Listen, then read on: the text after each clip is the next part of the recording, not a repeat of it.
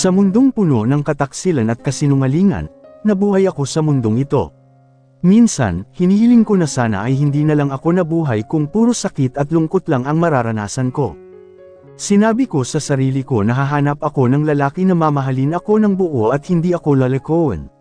Pinangako ko sa sarili ko noon na hindi ako tutulad sa ina ko na naging isang kabit at ako ang naging bunga sa kasalanang ginawa nila.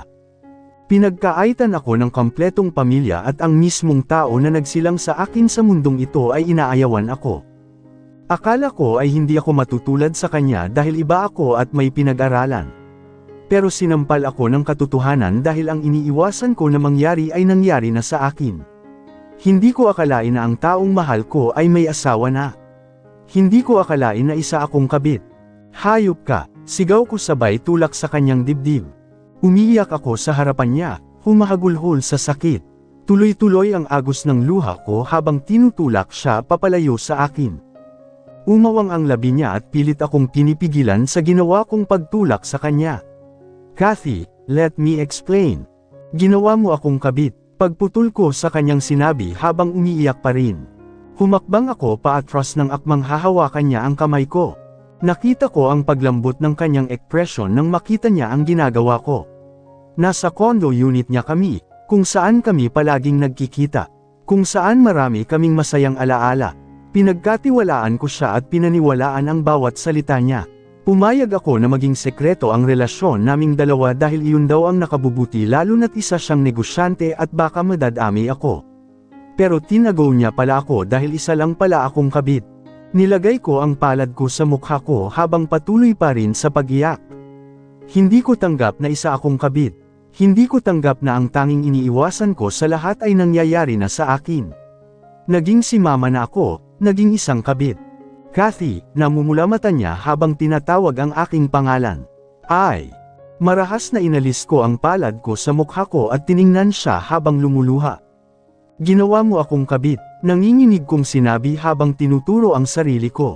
Nandidiri ako sa sarili ko lalo na. Hindi ko maibigkas ang salitang iyon dahil sa panginginig. Umiling si Hunter sa akin. Ang kanyang mata ay pagod na pagod at tingin ko ay kulang siya sa tulog. Marahas na humakbang siya papalapit sa akin at hindi ko namalayan na ang kanyang kamay ay nasa likuran ko na. Nagpumiglas ako sa kanyang hawak lalo na't hinahapit niya ang katawan ko papalapit sa kanya. Tinulak ko siya ng malakas at dali-daling tumalikod. Kumirot ang puso ko dahil sa aking ginawa. Tanging ang iyak ko at ang kanyang malalim na hininga ang naririnig ko sa buong kwarto. Kathy, I don't love her. Umalangaw-ngaw ang malalim na boses niya sa buong kwarto. Hanggang ngayon ay hindi pa rin ako tumitigil sa pag-iyak lalo na't hinaharangan niya ako sa may pintuan, pinipigilan ako sa pag-alis. Please hear me out. Umiiling ako habang iniiwasan ang kanyang paghaplos sa aking pisngi. Hindi ko matanggap ang relasyong ito. Bakit ngayon pa? Bakit ngayon ko pa nalaman? Ganun ba ako katanga para sa kanya? Ganun ba ako kabaliw sa kanya para hindi maisip ang posibleng mangyari? Lumuluha akong nagangat ng tingin sa kanya. Nakita ko na umaagos na ang luha sa kanyang mata habang malungkot na nakatitig sa akin. Mas lalong sumikip ang dibdib ko dahil sa nakita. Hunter, let's end this. Sandaling katahimikan ang nangyari nang sinabi ko iyon. Baby, nanindig ang balahibo ko kasabay ng pagbilis ng tibok ng puso ko. Ang kanyang malambing na pagtawag sa akin ay ang kahinaan ko. Kapag tinatawag niya ako sa endearment namin ay natutuwa ako at kinikilig, pero ngayon ay nasasaktan na. Napapikit ako nang hinaplos niya ng marahan ang basa kong pisngi. Let's fix this ha. I'm sorry I lied. Pero aayusin ko, inaasikaso ko na ang annulment paper. Napasinghap ako at tinulak siya papalayo sa akin. Kitang-kita ko ang pag-igting ng kanyang panga dahil sa ginawa ko. Automatic na lumipad ang kanang palad ko sa kanyang kaliwang pisngi.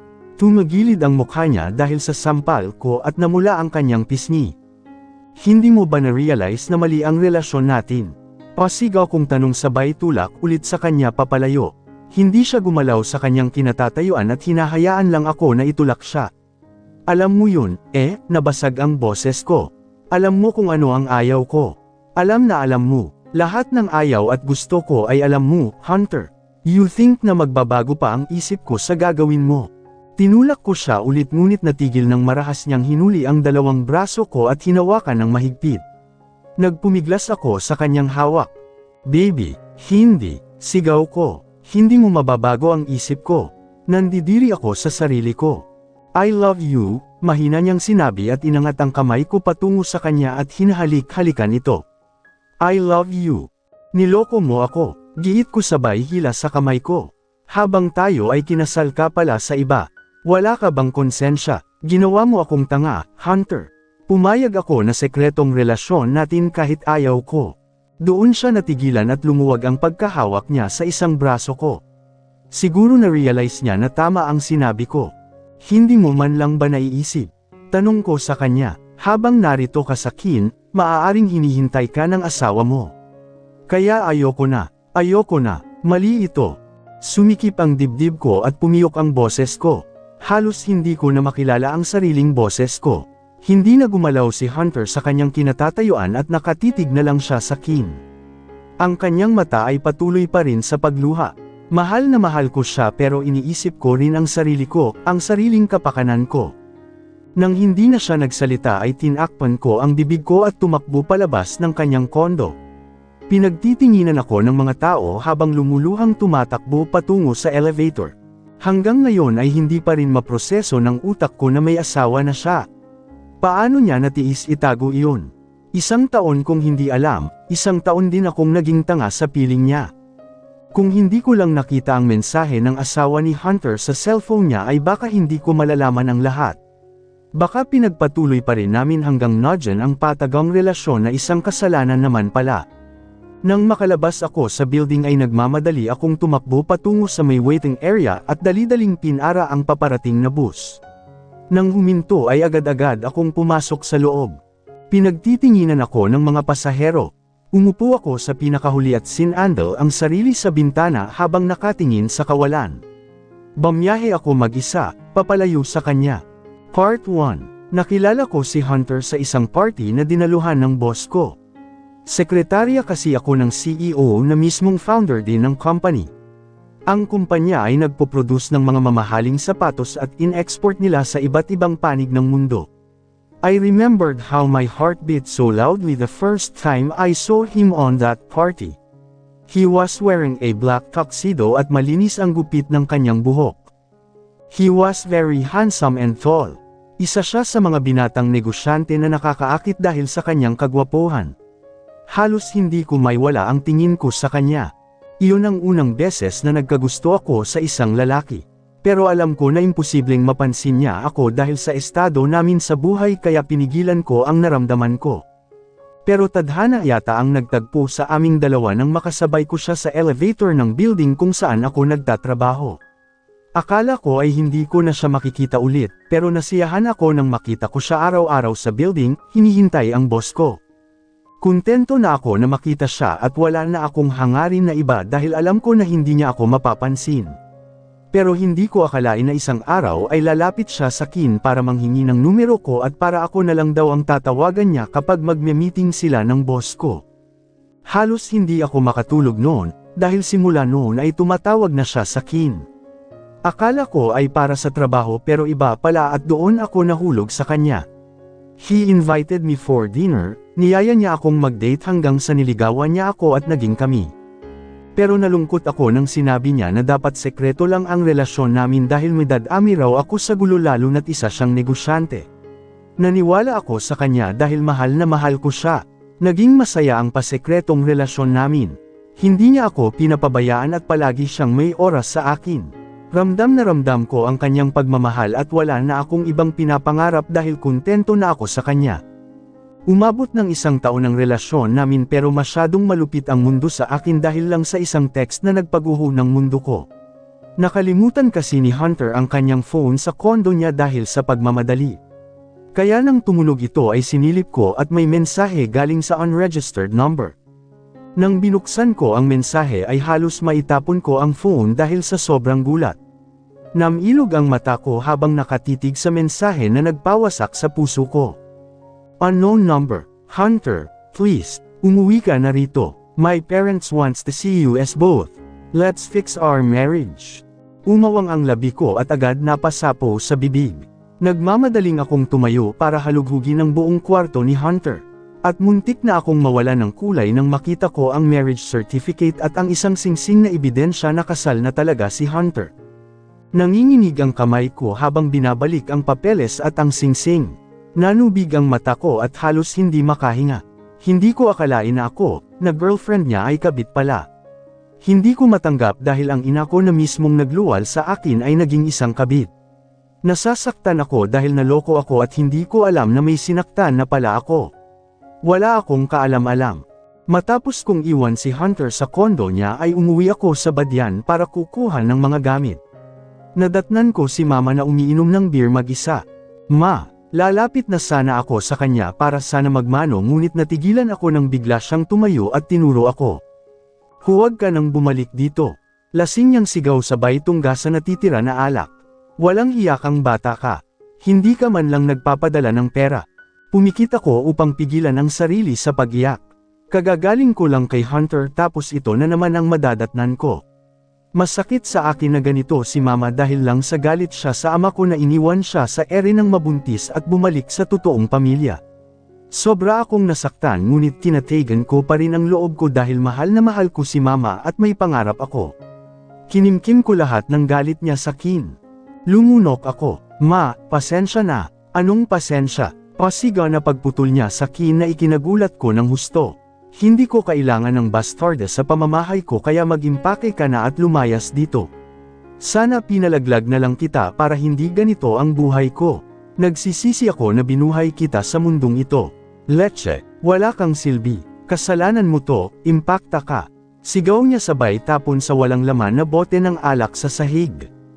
Napasinghap ako nang tumalsik sa paa ko ang ilang basag na bote dahilan ng pagdurugo ng paa ko. Kumirot ang puso ko habang pinagmamasdan si Mama.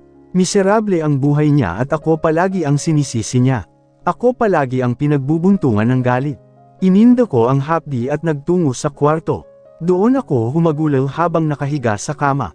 Hindi ko akalain na sinabi yun ni Mama sa mismong harapan ko.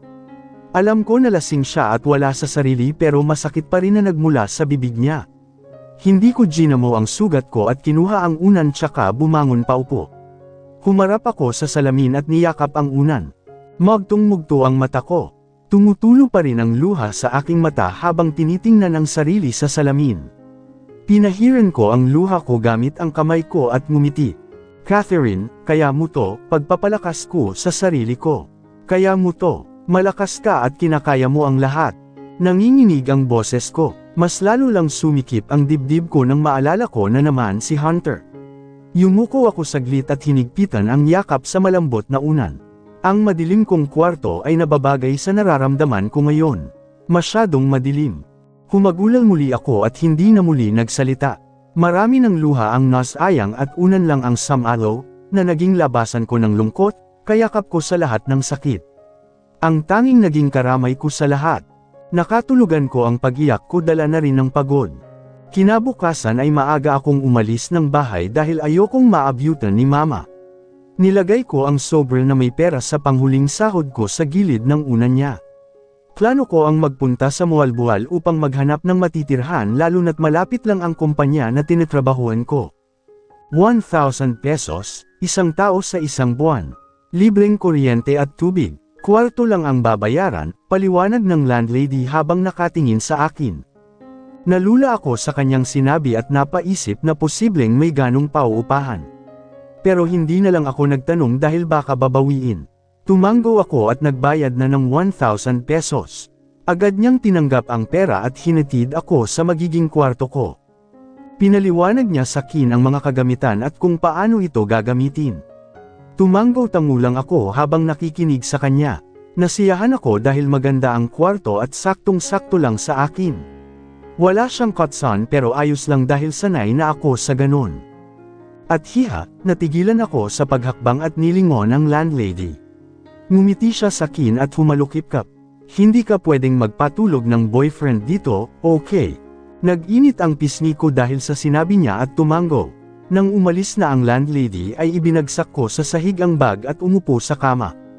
Kinuha ko ang phone ko sa bulsa at tinitigan saglit. Huminga ako ng malalim at in-off ang phone.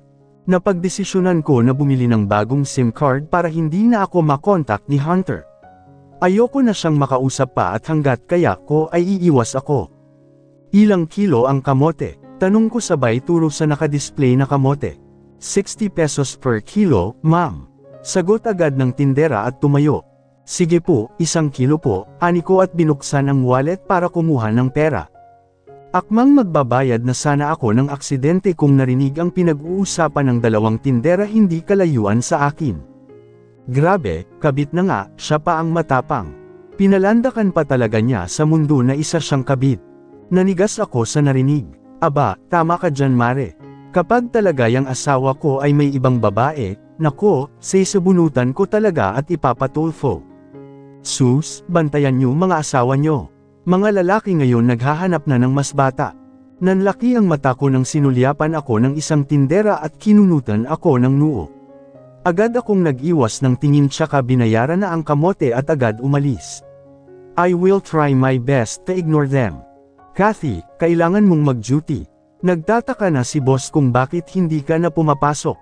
1 linggo na at wala ka man lang panotice. Hinahanap ka rin pala ni Mr. Vanderbilt. Sambit ni Abby sa kabilang linya. Bumantong hininga ko at tumigil sa pagsisipilyo. May inaasikaso kasi ako. Nilagay ko ang phone ko sa kabilang tainga ko at tinapos na ang pagsisipilyo. Bumalik ako sa kwarto upang makapagbihis. Dapat kasi nag-leave ka ng letter. Baka patulsikan ka ni boss dahil sa manners mo, ayaw pa naman niya sa ganon. Bigla tuloy akong nagsisi. 1 linggo akong hindi pumasok dahil ayaw kong makita si Hunter. Napasapo ako sa aking noo. Tsaka, hindi ka rin makontak. Mabuti na lang at binigyan mo ako ng new number mo, dagdag pa ni Abby. Matapos makapili ng damit ay umupo ako sa kama at inayos ang tuwalya na nakapulupot sa akin. Papasok ako ngayon. Sige, bilisan mo. Aniya bago binaba ang tawag. Napakagat na lang ako sa aking labi at napagdesisyonan na magbihis. Hindi na ako nag-breakfast at sakay lang ng jeep ay nakarating ako sa kumpanya. Medyo kinakabahan ako dahil baka naroon si Hunter. Hanggat maaari ay iiwasan ko siya. Ayokong madagdagan pa ang kasalanan ko. Sobrang nasaktan ako sa ginawa niyang panlilinlang sa akin. Kaya iiwas ako, magpapaubaya ako. Kasi, wala naman akong laban. Wala akong laban sa asawa niya kahit sabihin pa niya na hindi niya ito mahal. Hi, mabuti at narito ka na. Maraming schedules ni boss na dapat mong ayusin, salubong sa akin ni Abby, ang katrabaho at kaibigan ko. Matamlay akong tumango at sabay kaming naglakad papasok sa elevator. Ngunguso siya at nilingon ako. Tsaka nga pala, bakit ka absent ng 1 linggo? Tanong niya tsaka pinasadahan ako ng tingin. Tsaka, pamayat ka, Kinagat ko ang labi ko at nag-iwas ng tingin. Hindi ko na lang sinagot ang tanong niya. Nang makarating kami sa 25th floor ay umusbong agad ang kaba sa dibdib ko. Baka makasalubong o di kaya makita ko si Hunter sa floor na ito. Hindi pa rin naghihilom ang sugat sa aking puso at hindi ko alam ang gagawin ko kapag magkita kami. Nilingon ko si Abby habang naglalakad kami. Hinahanap ako ni Hunter. Mr. Vanderbilt. Nauutol kong tanong at agad nag-iwas ng tingin.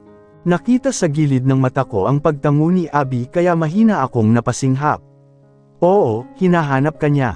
Ewan ko kung bakit, tsaka kasama niya pala ang asawa niya kahapon. Nilingon ko si Abby at gulat siyang tiningnan. Ha? Nagtaas ng kilay sa akin si Abby dahil sa aking reaksyon. Kinagat ko ang ibabang labi ko at nasaktan sa narinig. Bakit niya ako hinahanap kung kasama naman niya ang asawa niya? May balak ba siyang ipakilala sa akin ang asawa niya? Sasaktan niya ba ako lalo? Ha? Litong panggagaya ni Abby sa akin. Bakit parang gulat na gulat ka riyan? Hindi mo ba alam? Malapit na kami sa opisina ni boss kaya kinakabahan ako ng todo. Alam ko na may asawa si Hunter, Abby, at ang hirap lang tanggapin. Ang lalaking pananggakwan ka na ikaw lang, ang lalaking pananggakwan ka na hindi ka sasaktan at ang lalaking nagpapasaya sa akin ay hindi pala akin. Parang inagaw ko lang siya na walang kaalam-alam. Ang ganda talaga ni Mrs. Vanderbilt. Bagay na bagay talaga silang dalawa, manghang sinabi ni Abby at pinagtagpo pa ang sariling kamay, kilig na kilig. Sumikip ang dibdib ko at natigil sa paglalakad. Bigla akong nanigas at hindi makahakbang. Nanginginig ang labi ko habang nakatitig sa lalaking sasalubong sa amin. Kinuyam ko ang kamao ko at iniwas ang tingin sa kanya. Ramdam na ramdam ko ang kanyang madilim na titig sa akin.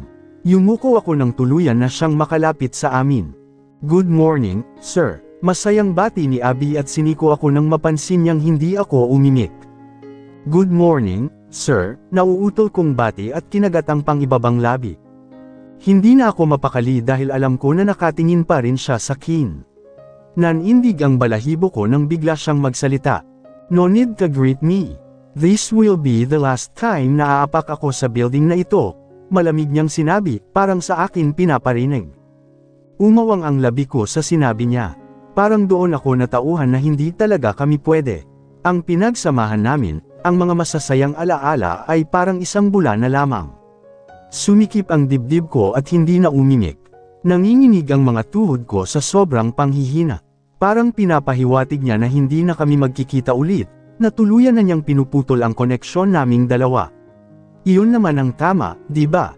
Iyon ang ikabubuti sa aming dalawa. Iyon ang gusto mong marinig, Catherine.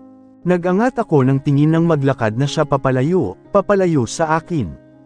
Ganun nga, Catherine, dapat iyon ang tamang gawin. Dapat na kaming lumayo sa isa't isa at bumalik na siya sa asawa niya. At ako, alam ko na maghihilom din ang sugat sa puso ko kahit sobrang sakit pa. Tulala ako habang nakaupo sa swivel chair dito sa opisina ko. Kinagat ko ang kuko ko habang iniisip ang nangyari kanina. Pinagalitan kasi ako ng boss ko kanina dahil 1 linggo akong hindi pumapasok. Deserve ko naman ang mapag-alitan at parte iyon ng trabaho. Bumagabag pa rin sa isipan ko ang sinabi ni Abby sa akin kanina. Kung gaano kaganda ang asawa ni Hunter. Parang paulit-ulit na tinutusok ng karayom ang puso ko dahil sa sakit. Hindi ko maiwasan ang mainggit. Agad kong pinigilan ang luha na tutulo na sana. Marami akong iniisip at dumagdag pa sila. Hindi deserve ng asawa ni Hunter ang lokohin. Kahit sinabi pa ni Hunter na pinagkasundo lang sila ay asawa niya pa rin iyon. Hindi yun rason para manloko siya. Halatang halata na mas nauna pa ang asawa niya kaysa sa akin. Habang 1 taon na kaming magkarelasyon, 1 taon na rin silang mag-asawa. Ang galing talaga ni Hunter magtago. Pero siguro na-realize na niya na mali ang ginawa namin dahil dinala niya ang asawa niya at pinakilala sa lahat. Tingin ko ay inaayos na nila ang relasyon nila. Umayos ako ng upo at akmang magpapatuloy na sana sa pagtatype nang may biglang kumatok sa pinto. Tumikim ako at inayos ang sarili. "Come in," tipid kong sinabi at binalik ang tingin sa screen. Hindi ko pinansin ang pagbukas at pagsara ng pinto. Pinagpatuloy ko lang ang ginawa ko dahil kailangan ito ng boss ko ngayon. "Miss Ignacio," natigilan ako at nagangat ng tingin. Agad akong napatayo nang makita ko si Ma'am Elaine na nasa harapan ko na. "Ma'am," gulat na sambit ko. Si Ma'am Elaine ay asawa ng boss ko. Bihira lang siyang bumisita sa kumpanya kaya nakakagulat ang pagbisita niya lalo na sa maliit na opisina ko. Suot niya ay ang simpleng white floral dress at wedge na sandals. Ang kanyang buhok ay nakatali at wala siyang masyadong kolorete sa mukha. Ngumiti siya sa akin at inilibot ang tingin sa buong opisina. Mabilis akong umalis sa desk at lumapit kay Ma'am. "Ma'am, gusto niyo po ba ng coffee?" Natatarantang tanong ko. "Teka, ipagtitimpla ko po kayo." Akmang pupunta na sana ako sa coffee maker nang hinawakan niya ang braso ko kaya natigilan ako at nilingon siya. "Miss Ignacio," ngumiti siya. "I am not here for that." Napalunok ako nang hinila niya ako patungo sa couch at pinaupo. Hinawakan niya ang kamay ko na nasa hita ko at seryosong tiningnan ako. "I am here because I need you," seryoso niyang sambit at ngumiti pagkatapos. Umawang ang labi ko at nalilito siyang tiningnan. Ako po, tinuro ko ang sarili ko. Tumango siya. "May party kasi na paparating and my family is invited. But then, hindi kami makakapunta ng asawa ko dahil anniversary namin ang araw na yon." Napalunok ako. "So, pwede bang ikaw ang magiging escort ng anak ko?" Tanong niya. "Kilala mo si William, right?" Gusto kong tumanggi sa kanya dahil baka makikita ko na naman si Hunter sa party. "Ma'am, it's a masquerade ball," pagputol niya agad sa akin. Napansin niya siguro ang pagiging balisa ko. Napalunok muli ako. Nahihiyang tanggihan si Ma'am Elaine dahil mabait siyang tao. Pero nakahinga ako ng maluwag nang marinig ko ang masquerade ball. Siguro ay hindi ako makikilala dahil may maskara sa mukha ko. Huminga ako ng malalim at tumango kay Ma'am Elaine. Sige po, ma'am. Umawang ang labi niya at agad akong niyakap. Oh, dear, thank you so much. I owe you a lot. Don't worry, kami ang bahala sa susuotan mong gown. Napangiti na lang ako at umaasa na sana hindi ko makita si Hunter sa ball na yun. Ano na? Tanong ni Abby sabay subo sa kanyang kinakain. Kumakain kami ngayon ng pananghalian sa kantin ng kumpanya. Hindi ko alam kung ano ang tinatanong niya at kung ano ang tinutukoy niya. Ano ba ang ibig mong sabihin? Nagtatakang tanong ko sabay hiwa sa pork chop na siyang binili ko kanina. Umirap siya sa akin. Masquerade ball. Natigilan ako sa pagsubo at nagangat ng tingin sa kanya. Saan mo naman yan nalaman? Kanino pa ba? Kay Jan ako lang narinig. Umirap siya sa akin tsaka sinubo ang hotdog. Sip-sip ka raw kaya ka napili. Mga inggit era. Ang bibiter kasi hindi sila pinili. Bam-antong hininga ako. Opinyon niya yun, wala tayong magagawa. Kahit ano pa ang gagawin natin sa buhay, may haters talaga tayo. Kahit wala ka namang ginagawang mali, may mga tao talagang binabantayan ang kilos mo. May mga tao talaga na pilit kang hinihila pababa. Ang tamang gawin ay hindi na lang sila papatulan dahil kahit ano pa ang sasabihin ng ibang tao tungkol sa akin, mananatili lang iyon sa kanila dahil kilala ko ang sarili ko.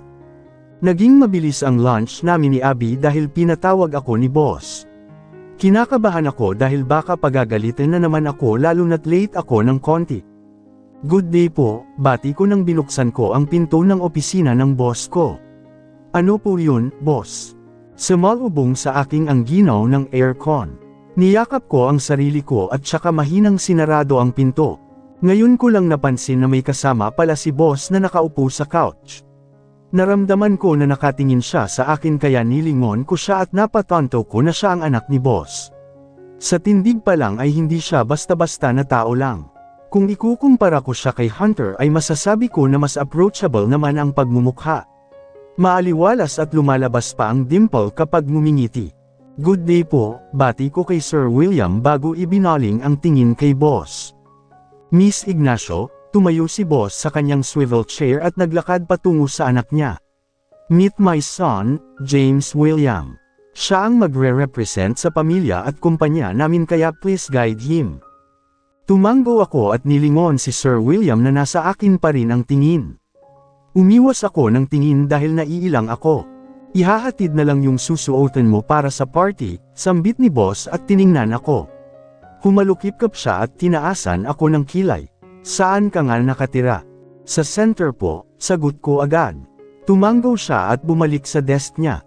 Umupo siya sa kanyang swivel chair at pinagsiklop ang kamay habang nasa ibabaw ng lamesa. Alright, ipapadeliver ko na lang. Alam mo na siguro ang gagawin mo sa party dahil sama-sama ka na rin naman sa akin sa mga dinadaluhan ko.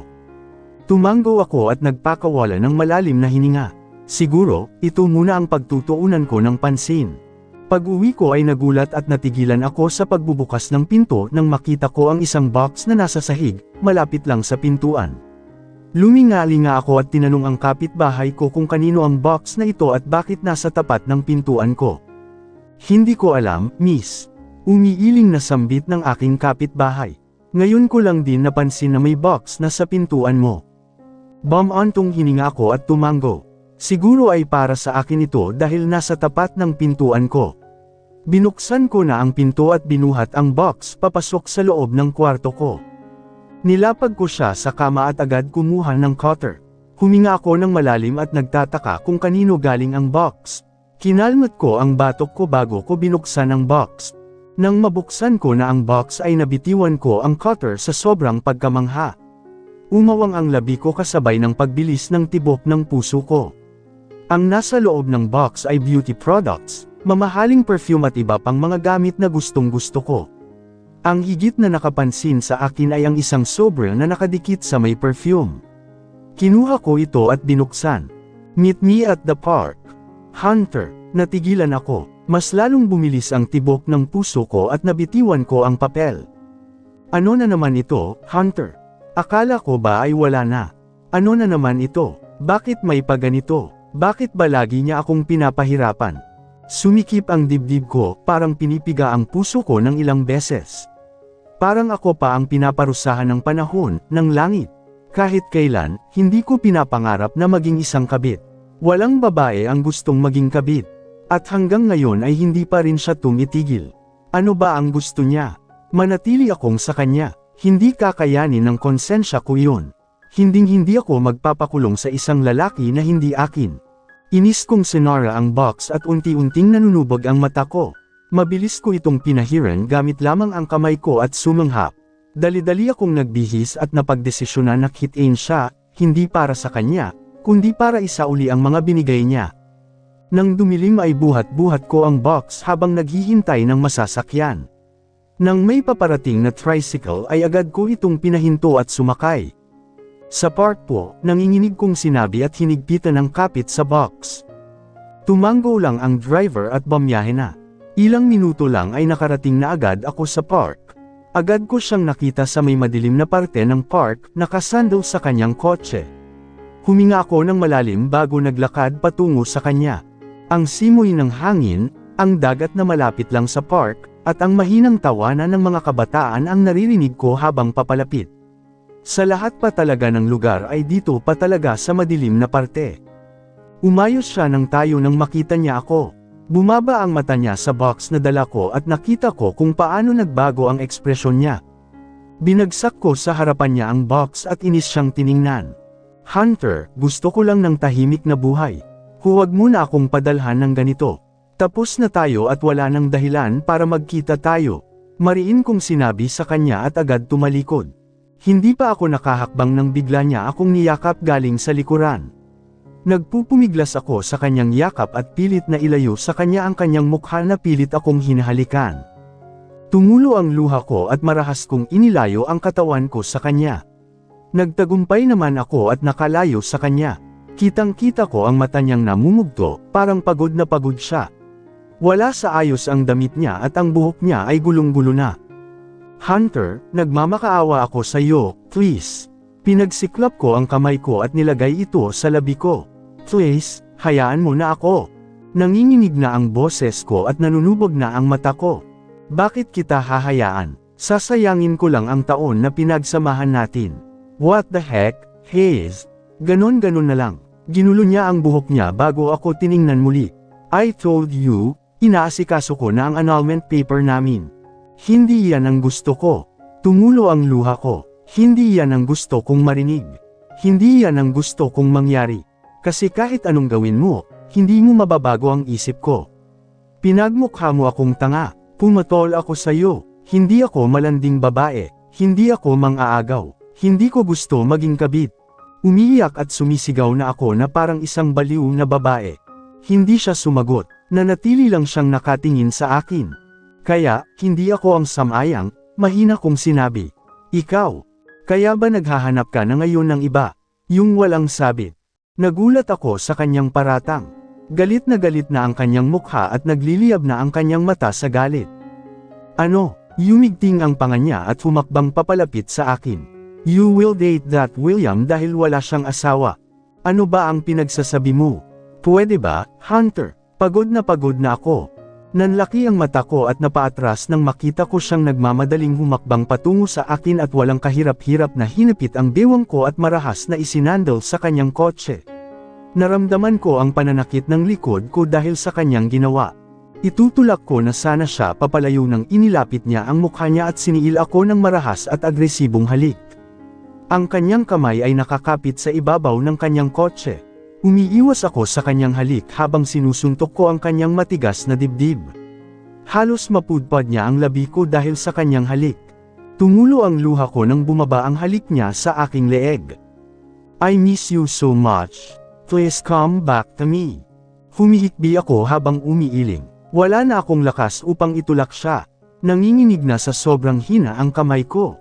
Hindi niya ako hinayaan na makaalis at tinulak niya ako papasok sa loob ng kanyang kotse.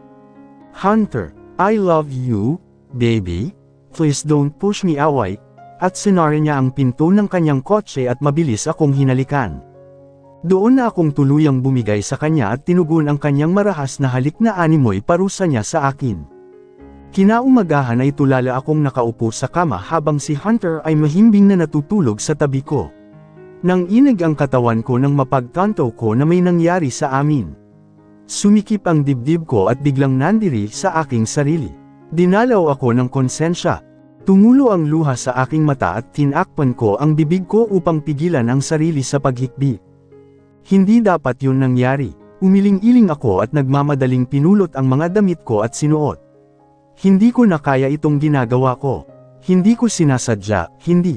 Nang makauwi ako ay agad akong nagkulong sa banyo at todo sabon sa mga kiss marks na iniwan ni Hunter sa akin.